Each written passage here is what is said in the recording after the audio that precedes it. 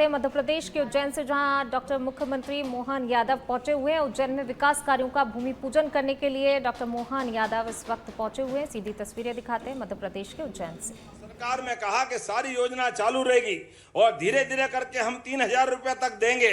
गए साल हमने 1250 दिए, इस साल सावन के महीने में 250 अलग और 1250 दे ही रहे हैं। लेकिन भाई दूज से दीपावली के बाद हम बहनों को 1,500 रुपया महीना देंगे।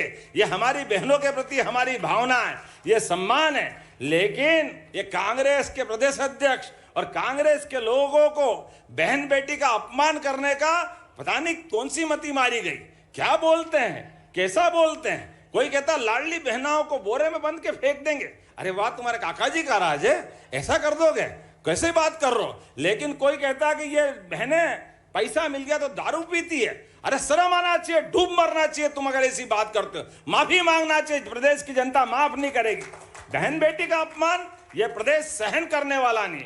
किसी हालत में इस बात को बर्दाश्त नहीं कर सकते।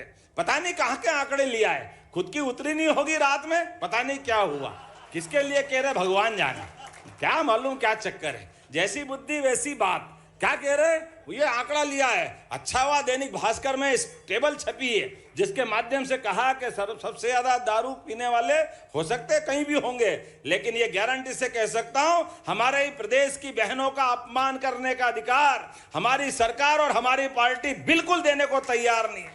हम सब अपने बहनों के लिए, अरे हमारे यहाँ तो साल में 365 दिन 500 त्योहार मनते, और कौन सा त्योहार बहन बेटी को आगे रख के नहीं मनाते। ऐसे माहौल में अगर इस तरह की बात करोगे, लोकतंत्र में तो ये कतई बर्दाश्त करने वाले नहीं। लेकिन पता नहीं क्या बुद्धि है।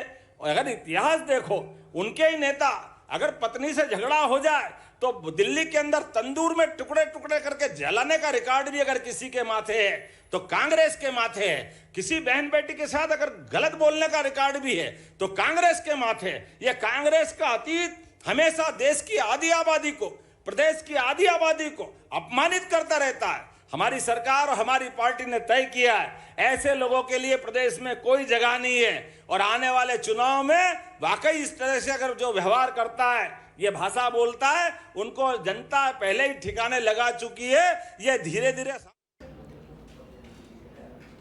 जहां पर विधायक ललिता यादव की ओर से आयोजित किए जा रहे कार्यक्रम श्री कृष्ण जन्माष्टमी के कार्यक्रम में मुख्यमंत्री शामिल होंगे। मुख्यमंत्री डॉक्टर मोहन यादव 30 अगस्त को छतरपुर आएंगे। उनके इस दौरे को लेकर सागर कमिश्नर और आईजी ने कार्यक्रम स्थल मेला ग्राउंड का निरीक्षण किया। निरीक्षण के दौरान विधायक ललिता यादव भी मौजूद रहीं।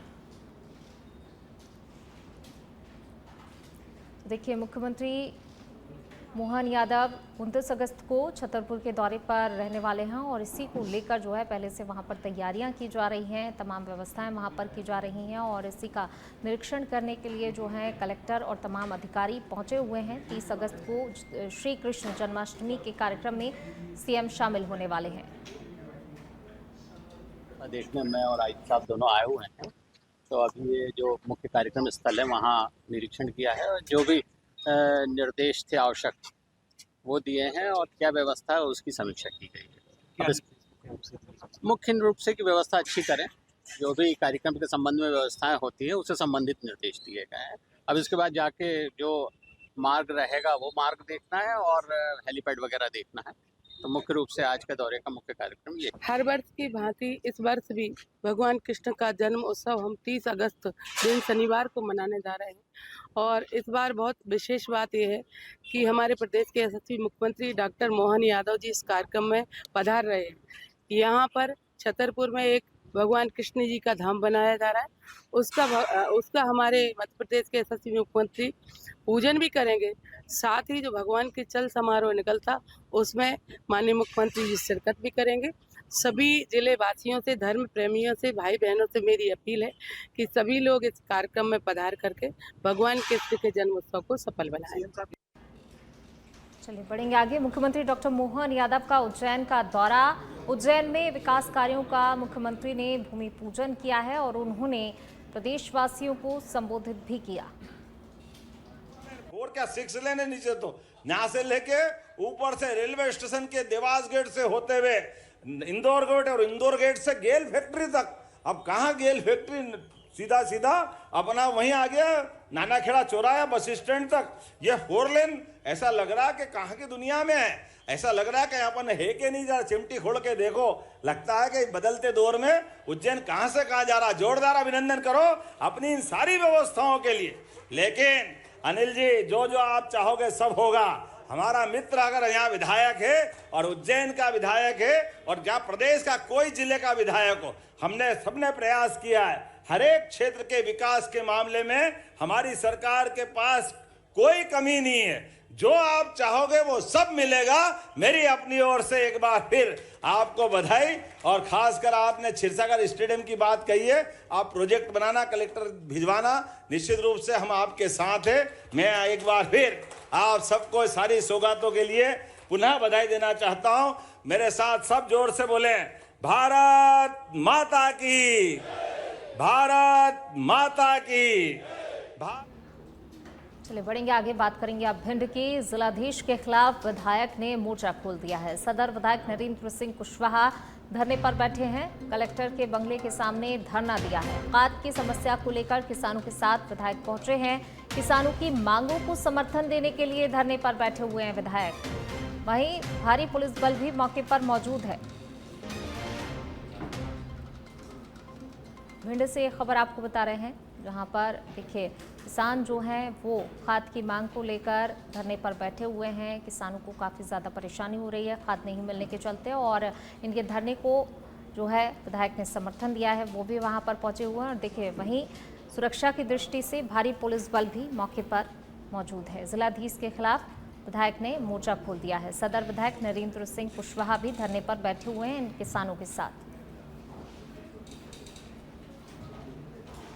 घनसौर, लखनादौन, छपारा और धनौरा ये 5th शेड्यूल का आदिवासी अधिसूचित क्षेत्र है। पूरा आदिवासी और पिछड़ा अंचल है और एकमात्र स्टेशन इस पूरे चारों तहसीलों में घनसौर है, जो जबलपुर गोंदिया लाइन के बीच स्थित है। जितनी भी एक्सप्रेस ट्रेनें यहाँ से चल रही हैं वो जबलपुर से छूटती हैं और सिवनी जिले की अनदेखी करते हुए नैनपुर और बालाघाट, मतलब आप देखिए जबलपुर से में रुकती है, नैनपुर यानी मंडला में रुकती है, और बालाघाट यानी बालाघाट में रुकती है। सिर्फ सिवनी जिले का ये जो आदिवासी और पिछड़ा अंचल है, घनसौर, लखनादौन, धनौरा, छपारा, इसकी अनदेखी की जाती है। हजारों आदिवासी गांव और लाखों की संख्या इस बात से प्रभावित हो रही, उनके हित प्रभावित हो रहे हैं।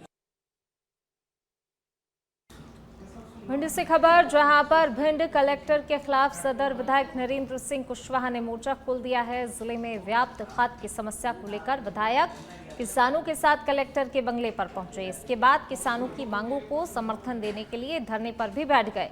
तो वहीं इस पूरे मामले को लेकर मुख्यमंत्री डॉक्टर मोहन यादव ने आश्वासन दिया है कि किसानों के साथ कोई भी अन्याय नहीं किया जाएगा और उनकी मांगे भी मानी जाएंगी। मुख्यमंत्री के आश्वासन के बाद धरना समाप्त किया गया।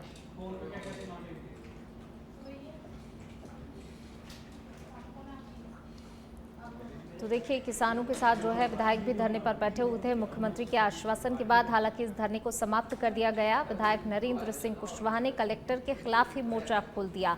विधायक जो हैं किसानों की मांगों के समर्थन में उनके साथ धरने पर बैठ गए और इस दौरान जो है उन्होंने कलेक्टर के बंगले का घेराव भी किया। किसानों के साथ कलेक्टर के खिलाफ उन्होंने मोर्चा खोला। लेकिन वहीं जब इस बात की जानकारी मुख्यमंत्री को लगी तो मुख्यमंत्री ने आश्वासन भी दिया है कि जो किसानों की समस्याएं हैं उन्हें प्राथमिकता के साथ हल किया जाएगा। जो खाद की समस्या अभी अगर किसानों को हो रही है वो नहीं होगी। इसके लिए लगातार सरकार प्रयास भी कर रही है, आगे भी प्रयास किया जाएगा, जिसके चलते किसानों को कोई परेशानी ना हो। और इसी आश्वासन के बाद जो है धरने को हालांकि समाप्त कर दिया गया।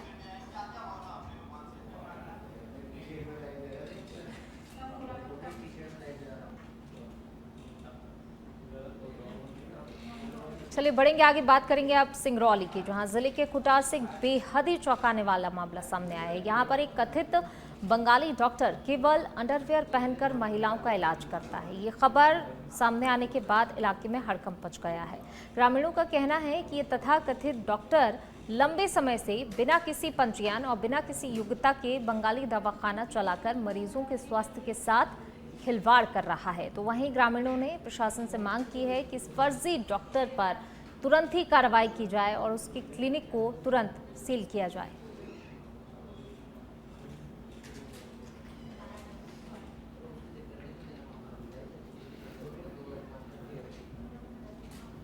करौली जिले के कुटार क्षेत्र में बंगाली दवाखाना के नाम से एक क्लिनिक संचालित हो रही है, जहां पर बंगाली डॉक्टर अर्धनग्न होकर महिला को दवा कर रहा है और जानकारी दे रहा है कौन सी दवा कब खाना है। जबकि इसके अर्धनग्न होने का वीडियो सोशल मीडिया पर अब तेज़ी से वायरल हो रहा है।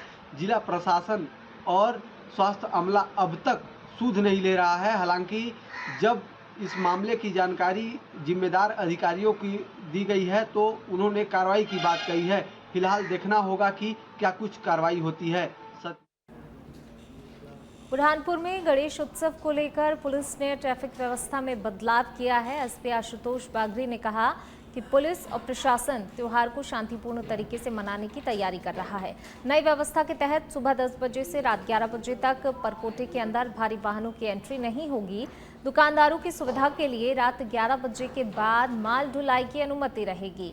वाहन पार्किंग के लिए सिटी मॉल में विशेष व्यवस्था भी की गई है।